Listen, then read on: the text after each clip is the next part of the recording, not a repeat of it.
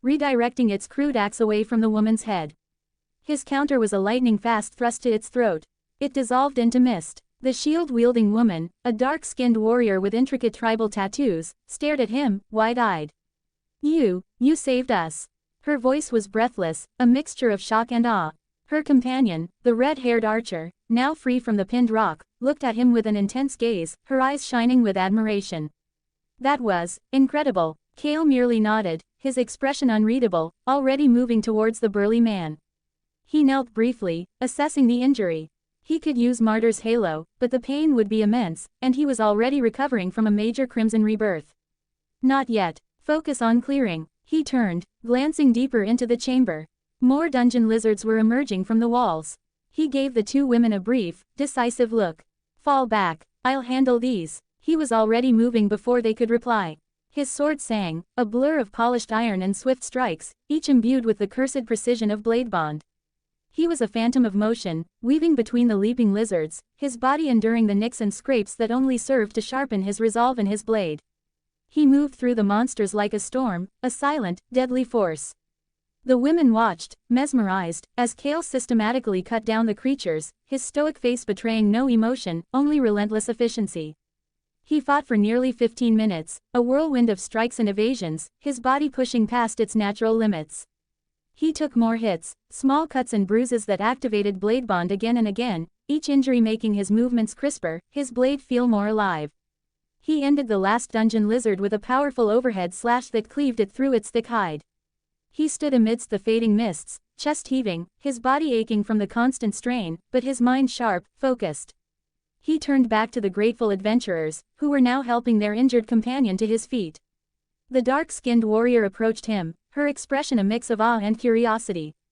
"Thank you, truly. You're very strong." "Who are you?" Cael offered a slight, almost imperceptible nod. "Cael, Hestia Familia." He did not linger. He collected the magic stones, his muscles already beginning to twitch. He could feel it coming again, the deep, internal surge of excelia. Another Crimson Rebirth was brewing. He needed a place to endure it, away from prying eyes. "We should go," he said, his voice a low rumble. "More will come." He began walking away, deeper into the floor, not waiting for a reply. The two women exchanged glances, a profound curiosity in their eyes. "Cael," the red-haired archer murmured, watching his retreating back.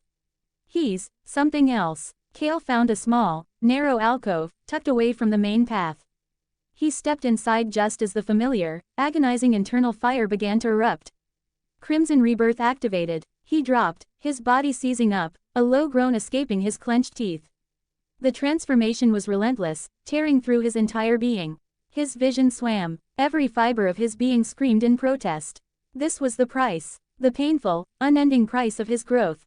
He endured it in silence, a solitary figure consumed by an unseen torment, his body forging itself anew in the crucible of agony. It felt like hours, but in reality, it was only minutes. When it finally subsided, he lay still, utterly exhausted, drenched in his own sweat. But the profound stillness that settled upon him was undeniable. He was stronger again. He picked himself up, his muscles still trembling, but imbued with fresh power. He continued his trek through the third floor. The monsters here were tougher, faster. He faced more kobold warriors, their attacks more coordinated. He battled against larger, more agile dungeon lizards, their leaps unpredictable and their scales tougher. He was constantly moving, constantly fighting, constantly adapting. The pain from his blade bond activations became a steady thrum, a constant companion that sharpened his every strike. His movements were a blur, his sword cutting down monster after monster with brutal efficiency. He encountered more adventurers, some solo, some in small parties. He rarely spoke, offering only a brief nod or a quiet acknowledgement when addressed. Yet, his presence rarely went unnoticed. A party of female adventurers, clad in bright, mismatched armor, paused their conversation as Cael passed them, his leather armor scarred, his black hair falling over his stoic face. "Did you see that guy?" one whispered, nudging her friend. "He just cleared that entire pack of dungeon lizards by himself." Another, a dark-haired mage, watched his back with intense curiosity. "He has a strange aura. So calm, but so much power." A third sighed dreamily. "He's so mysterious, and hot." Cael caught snippets of their hushed comments, his stoic face unwavering, but a small, almost imperceptible ripple of amusement passed through him. He simply kept walking, deeper into the third floor, his gaze fixed on his next challenge. He fought relentlessly, his body a well-oiled machine of pain and precision. The third floor stretched out, seemingly endless, a gauntlet of monster encounters. He cleared several chambers, his progress marked by the dissolving mists of his vanquished foes. He felt the familiar building pressure of Excelia once more. Another Crimson Rebirth was imminent. He needed to find a safe spot, but the third floor was less forgiving. He pushed through, his senses on high alert, his movements quickening as the internal pressure intensified. He spotted a slightly wider cavern ahead, perhaps an opportune place. Just as he reached its entrance, a new type of monster emerged from the depths, a giant bee, its striped body massive, its stinger gleaming with venom. It buzzed aggressively, its compound eyes fixing on Cael. It was not alone. Two smaller killer ants scurried from behind it, their mandibles clicking menacingly. A tougher fight. Cael grinned grimly. Perfect. This was just the type of challenge he needed. 3 comments 0 vote. Chapter 12. Dungeon V. Author. Bro, I don't even know what I am doing. Stones. Dash dash dash dash dash dash dash dash dash dash dash dash dash dash dash. Cael grinned grimly. Perfect. This was just the type of challenge he needed. The giant bee immediately launched itself forward, a droning projectile, its stinger aimed directly at his chest. The 2 killer ants scurried low, attempting to trip him. Cael reacted with a burst of speed, sidestepping the bee's powerful lunge, the wind of its passing whipping his hair. As he moved, one of the killer ants snapped at his ankle, its mandibles narrowly missing. He brought his sword down in a quick, clean arc, bisecting the ant before it could retreat. It dissolved into mist. The giant bee circled back, its buzz growing louder, more aggressive. Cael met its charge, not dodging this time, but thrusting his sword forward. The blade met the bee's chitinous armor with a jarring impact, a shriek of steel against hard shell. He felt a sharp jolt up his arm, but the strike held, creating a deep gouge. The bee reeled, momentarily stunned. Cael pressed his advantage, twisting his blade, widening the wound, before tearing it free. The bee let out a furious, high-pitched buzz, circling him erratically. The second killer ant lunged, trying to climb his leg. Cael brought his foot down, crushing it with a brutal stomp. It vanished. His focus returned to the giant bee. It suddenly darted forward, its stinger glowing faintly, a sign of impending venom. Cael dodged, but not entirely. The stinger grazed his arm, a searing, burning pain erupting where it touched. His flesh immediately began to numb, a cold sensation spreading. Venom. But the injury, though painful, fueled his blade bond. His sword felt sharper, lighter, imbued with a fierce energy. He moved with a sudden, devastating surge of speed. His blade became a silver blur, a whirlwind of cuts and thrusts. He parried the bee's next stinger attack with precise timing, then drove his sword deep into its head, severing its nervous system. The giant bee shuddered, its wings beating erratically for a moment before it exploded into a shower of black mist and shimmering magic stones. Cael stood amidst the fading haze, his arm throbbing, the venom slowly spreading its numbing chill. He quickly collected the magic stones, his movements precise despite the discomfort.